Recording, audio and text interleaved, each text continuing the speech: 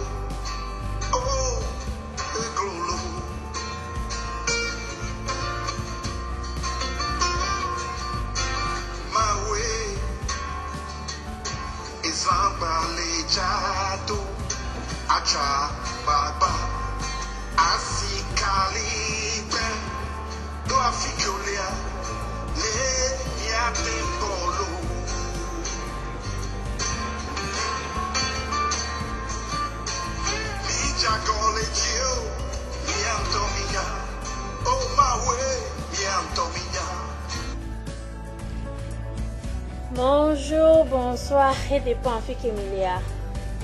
Et bien, les divins pour France-Afrique. Et France-Afrique a une habobore que Afrique avait joué pata, surtout Afrique avait joué pour les pays francophones. Au dona hakudo France, au rang na compte na France.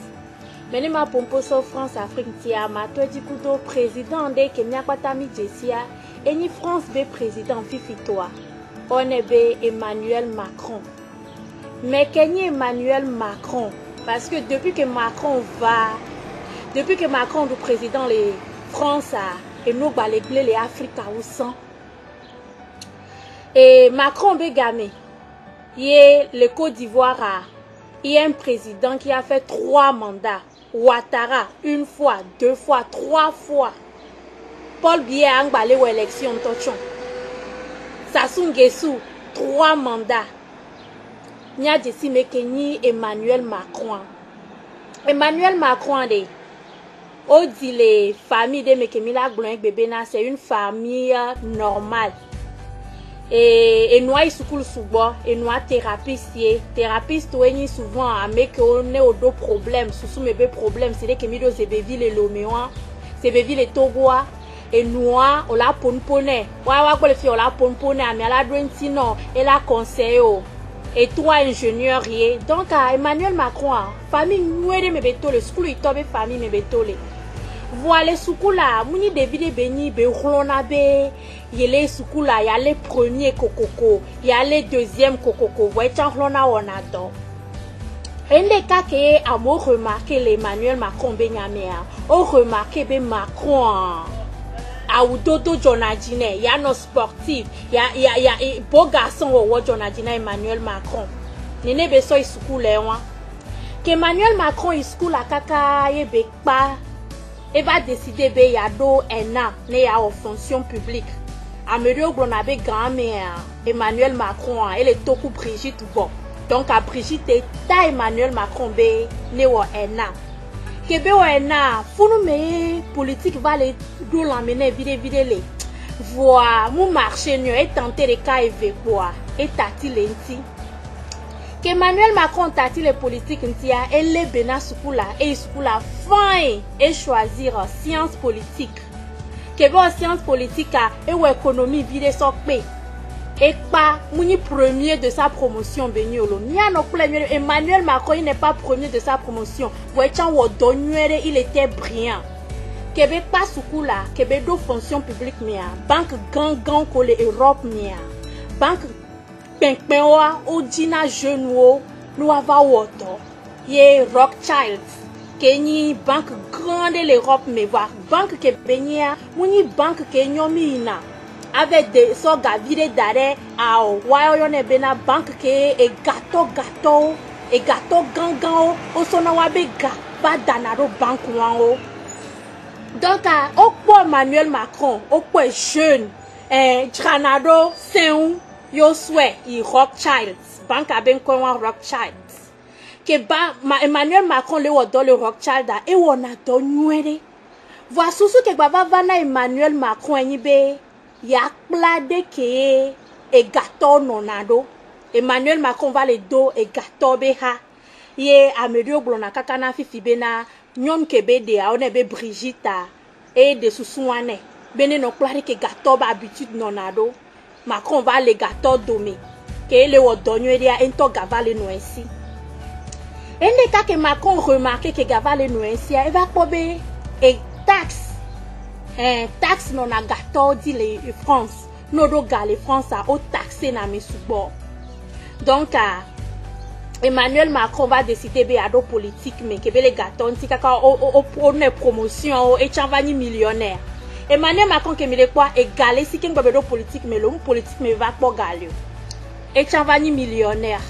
Que vani millionnaire et va kobe les Français non ni jeunes yo la do niveau que doit mou les facile. Non les ni jeunes les France a di kaka avado ava odona banque gangan a jogangan et ava non niveau que ya elegbia muni nous facile benyo et 5 fou me be décider le be ya do politique me be va le ouais ba va le politique a vire quoi François Hollande si François Hollande président que Macron dolia on soit présenté nebe jeune vide Léon nebe Macron be jeune viabe elle est très intelligent système que Jonadina Macron a un capitalisme. Capitalisme est un système de laisser faire. Le capitalisme, il y a nos bas droits, nos bas on dit n'est béni bisier quoi ouais. Alors que le système que les Français c'est un système que les au matin où nous que draw of your haben kubi non a messia me benoume. Et Macron be système moi mou don France dio.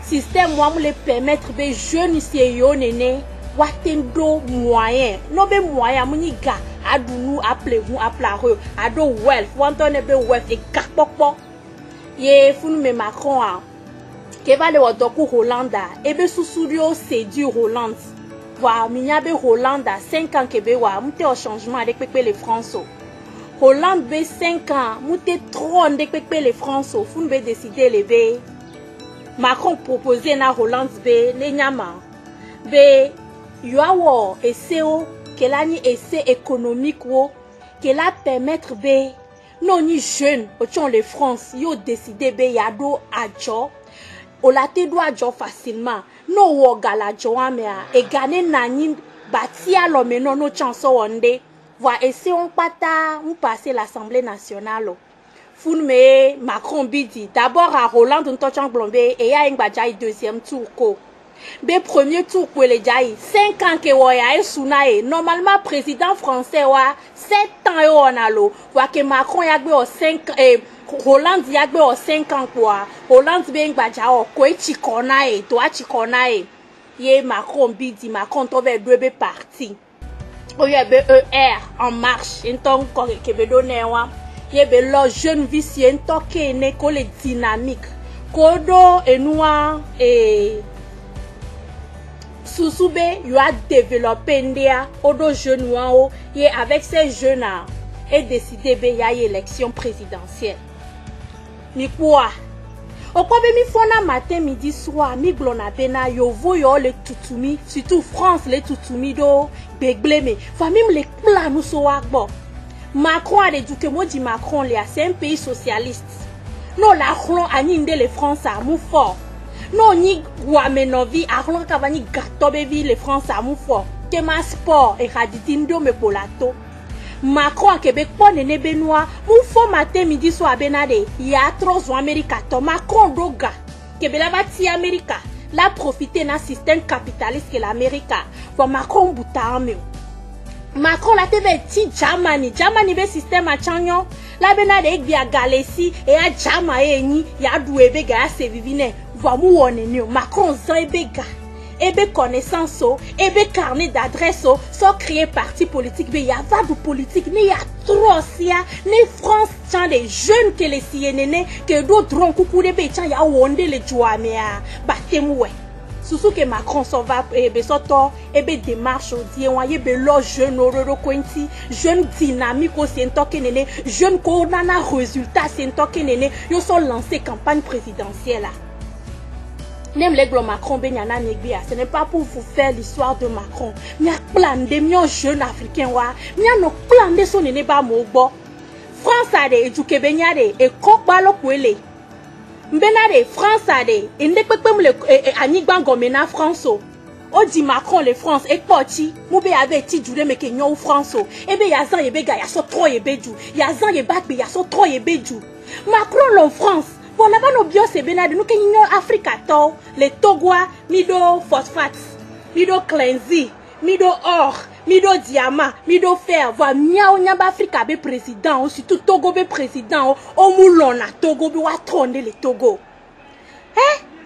question que mila se poser moi que Macron du président que be trova asi et que be du président Macron ton ami Africa to le du amebe et nous que ebe prédécesseur owa ya e ma wek berik be nous dès que président potia au ban Africa dès que président potia au fi Africa et va be ava libérer Africa que Macron o un an Macron c'est comme bena système que autour France système social que les France système moi mateiko sans que Africa be gala doueme Germany Mouhi Africa bego Germany migbe Milan mi l'appelle BMW migbe au Milan mi l'appelle Mercedes migbe au Milan mi la do Germany toba avion aso imodi jamado acho gangan non so Angleterre o disale hihia me o coloniser hihia pata o lo amobe sika o lo amobe diamant so koro wa be banko dare wa be rena nani redi enyare pepem l'Angleterre di over France am kebedo Macron nyabe ebe du France amudo ndio Africa ebe duele no so areva Niger be uranium bezana no so Toyota Total plutôt no so Total là Fique Total kunebe cleansio le Gabon donc Macron trouva France Afrique be début que Macron trouva Léa Eva miacha Afrique avion mi le glombe lingba le dit c'est fort mi le dit be miato le CFA mi le dit miato mia choisi nyabe président que la nabe mi la to le CFA mi funu me Macron ko be do la 3 ans Afrique to parce que ne aime Afrique to wa il m'a dit tu ebeju mi pas Macron mi pas sous que le président français aussi yo a Africa yo a do bébé c'est senami ne yo a sorti yo beju voir ni la bio c'est be nous kena be mionya be président o ko dio le mionya be jumia royaume de nation si Macron oneni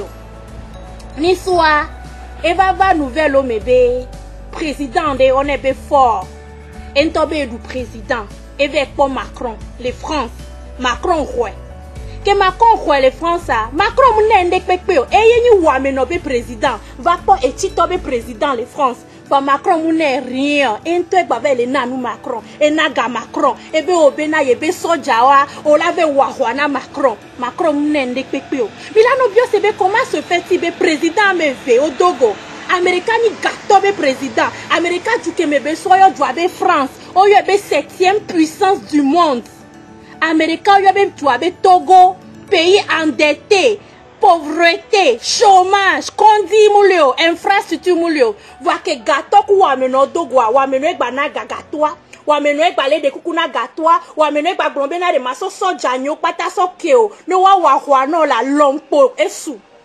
C'est la question qu'on se pose aujourd'hui. Macron, il nous donne une leçon de patriotisme. Mingba no fwa no glombena France l'état fou Afrique. Nous que mila biomia do kwade. Nous que nanyabe président africain wade. Omoulon Africa qui wacho la de si Macron nene ko la glombena de edukomo jimdoa ne ndekpekpe mu le jwa me chanwa nyama hlondo jinyeta nyama changer de la paix du nyeme.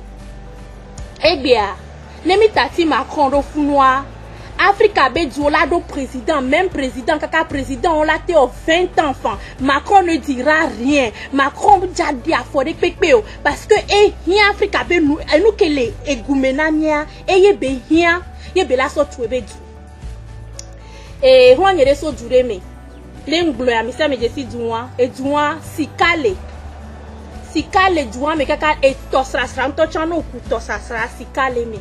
Voix à roi les doigts mais avec bébé et on y va jo beba Canada Québec Canada hiver de nania hiver à saint et pour kakabe fafaya voyons vous qu'on les doigts mais on le dos vivi ou abe doanti obe hiver mais enyo yo ski hiver ya de enyo oh yo hiver mia yo en activité areke hiver mia yo dena fo areke ebe po yo vo nous les deux vivre be douti kaka et bien donc c'est be ya yebe djume sikale pétrole yebe village mentochan et toke srana tona yebe djume minya duke même les blancs c'est le pays éduqué sika subole l'Afrique keke mvoa a rwano na juan mais juan be comme léon et bien yebe donc c'est be.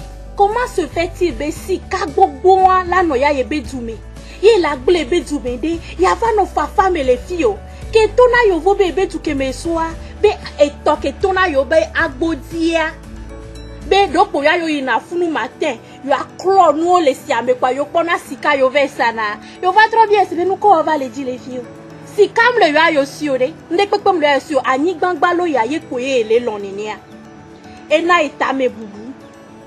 Donc, notre joie, mais kaka certaines années, il va de sous il est trop yento ebe djume. Que ebe djume est au projet d'agriculture. Si on a maintenant et bien les cannes à se développer projet d'agriculture.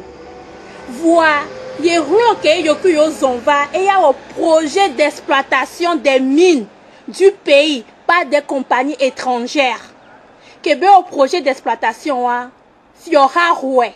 Ministre o le kafi ye bien roko sebe ndeke mi Afrika to enuku en Afrika enuke maunami ke sino nuke maunamia même te le sevivine amebu do va le sevivine umio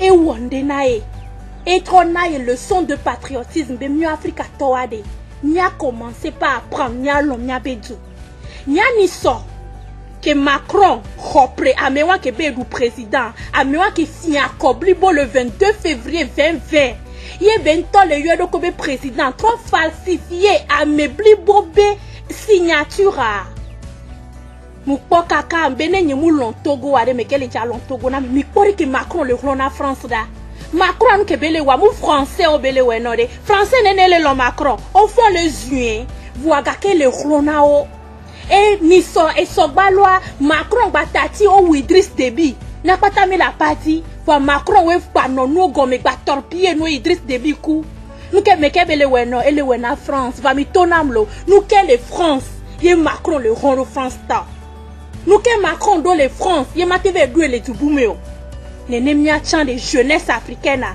mi do la no apprendre a rolona nya betuo ma wirami runu Benya glenya be duo darena a Messi Macron ne la font la no gbe Mitterrand dans Africa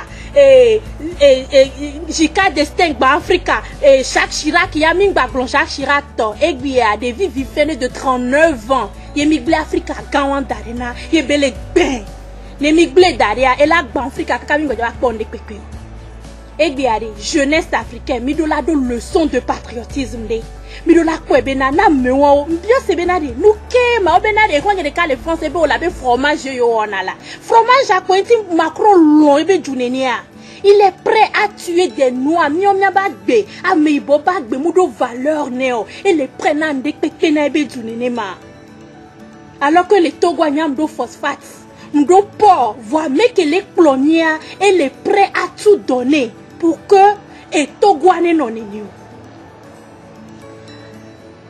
Nous devons, nous devons commencer par penser comme les Macron, pas penser comme les Chirac, pas se dire bena et que mi le doué bia, mi le doué kwekwe et que mi la so iksokudomia ye le vevere.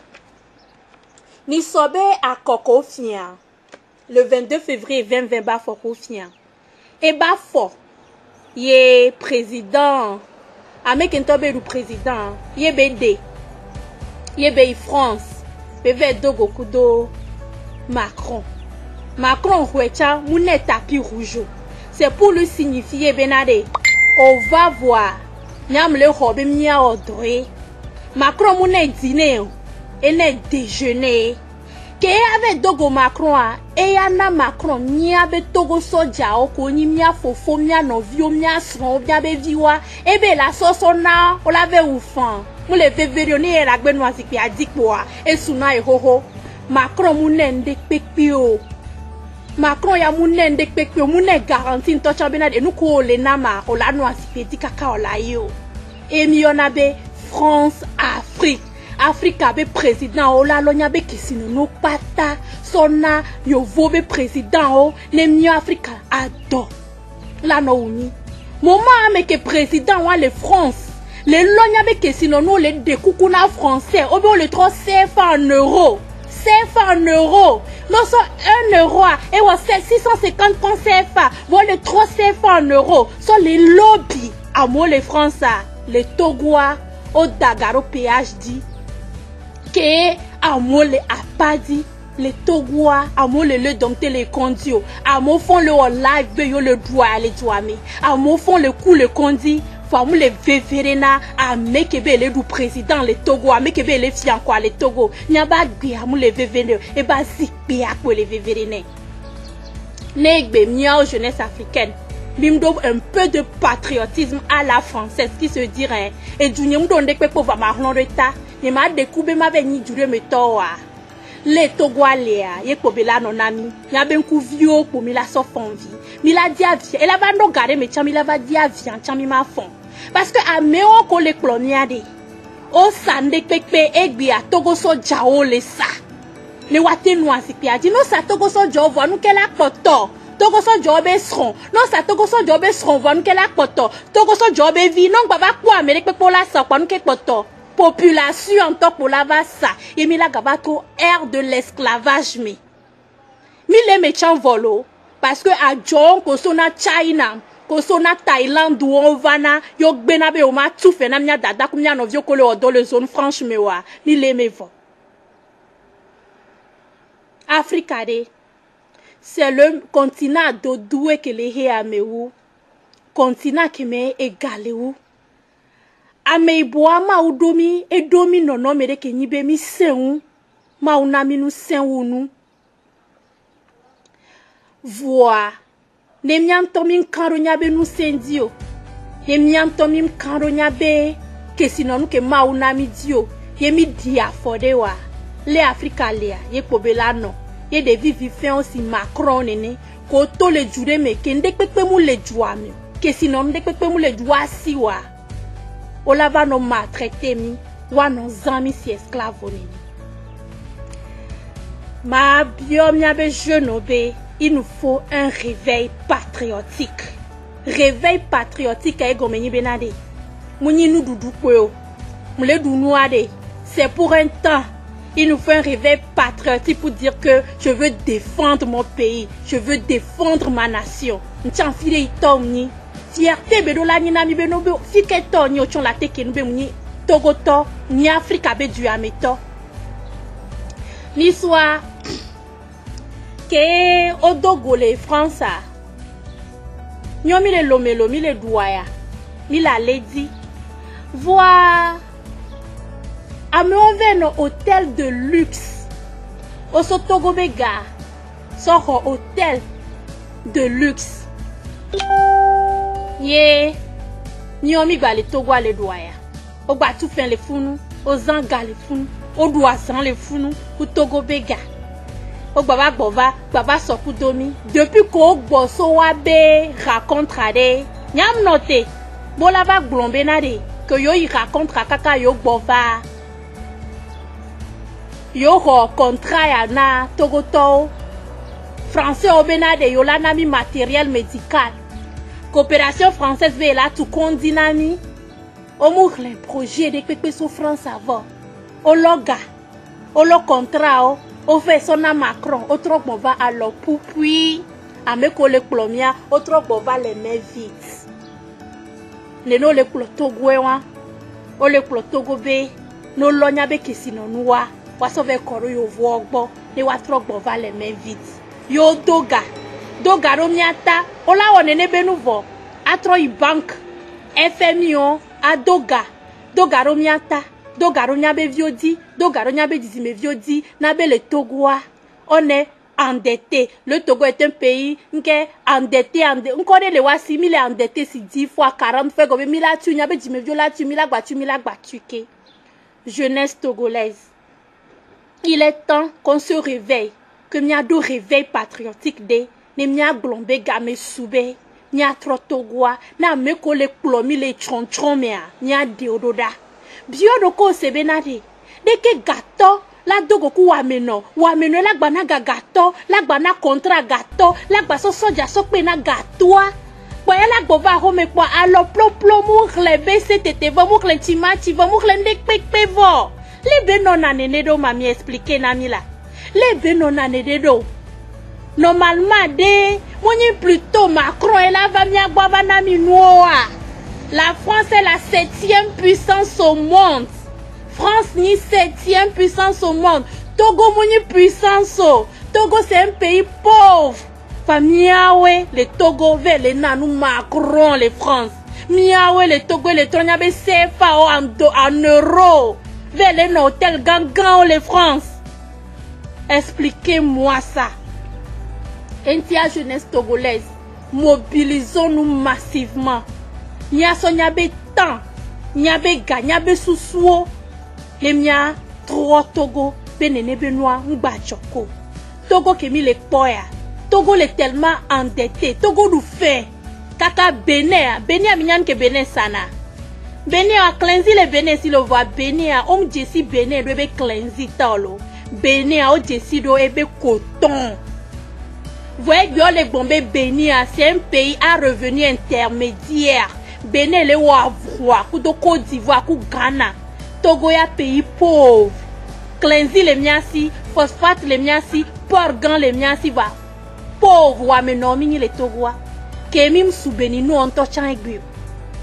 Il faut vraiment, be mia jeunesse togolaise a mia fond, mia pom que les jora. Mia be gameko, obe Ghana, egbi Ghana, Côte d'Ivoire, le pok pere. Ni fia wa be Benin, kabila bano fie kwa Benin, ja wa tomianti. Mila bano sile mille anenia. Il faut un changement. Il y a un changement. Un changement. Egbe mila twedi. Et nous qui les dia. Egbe mila twedi. Les Togo. Egbe mila twedi.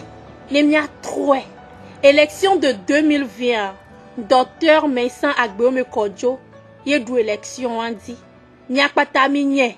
Enti koyo akwa. Mimto be mia manifesté o. Parce que mia bo fimier.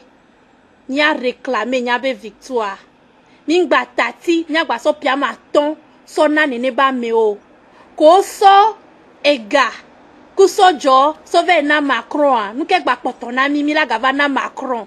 Parce que ce n'est pas fini. Quand on les dit wa no azikpedia et nous si à nous que Macron les bio là non na Macron. Ola non na Macron et Macron a les jano ouais. Parce que Macron ya 7e que France les a. Nous les Jorginho et les dit France ba kaka ba no si 3e néné. France a Germany be na kudo lo minya e. Germany c'est la première puissance en Europe. Et France a Germany be nyana. France munya na Angleterre au Germany be nyana. Donc, anemi les dia, Macron la loi prio, de pepe ma bakoto, la so tué avec France, qui est millier pour Milano. Jeunesse togolaise, mobilisons-nous massivement, mobilisons-nous pour apporter l'alternance tant recherchée. Togo, les cas de vieux, Togo, tu veux des vieux, mi cité, ne, nyarlon, des changements que mi les dit, mi pour le Togoa, nyarlemba. Changement que mi les dit, mi pour le Togoa de, nyawe la trop tout ya nigban la trop, anigban ya le volo, Togo ba nigban ya le vo, le belea, ye mi a togbe au poids, nya maman au poids, nene ko bele mi le poids, nya jeunesse togolaise, nyawe la changer, nyabe mentalité, nyawe mingba la no fond la no globé. Nous kena Macron l'état fumio ao nous kena Macron l'état fumiam le vevere dès que mia chami la wo mi la tunya be joie le vevere Macron est la ta fumi kwe Macron est la tu France ya kwe parce que français aussi so daro fundo susu entier mia chami do la ron la tu Togo et mia so président que mi choisira so daro funne ba tu Togo nani mingba ngombe olo mia don kube ni so que nene benu sukebe le plomia avec dogo kudo Macron ni so que nene benu sukebe le plomia avec dogo kudo Macron ni a obe que sinon nous be lona Macron do mi tobe ni lo Togo joa be ga ye be sona Macron lo Mouronde pepe le Macron ya si sovana miolo kakanek bia muso contrat de casio mi benade o ke mui France ade o nam contrat yo o promettre nu ya na miolo rien compte rendu zéro lo compte rendu zéro kokoliko lo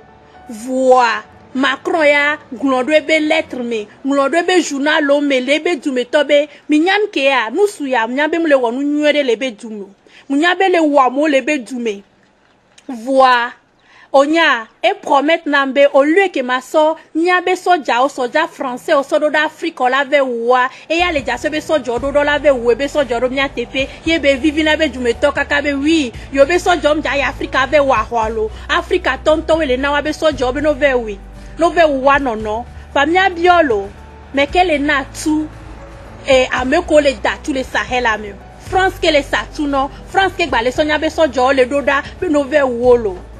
Nyanya be nene be lewa. Edola na be nya butame so africanti, nya butame so togonti. Ye nya se mobiliser pour apporter l'alternance que nous avons choisie le 22 février 2020. L'alternance c'est maintenant. L'alternance ce n'est pas demain. Trop ye kemi le dia. Ekbelo, Mouni Soyo, changement Ekbelo. Merci et bonne soirée.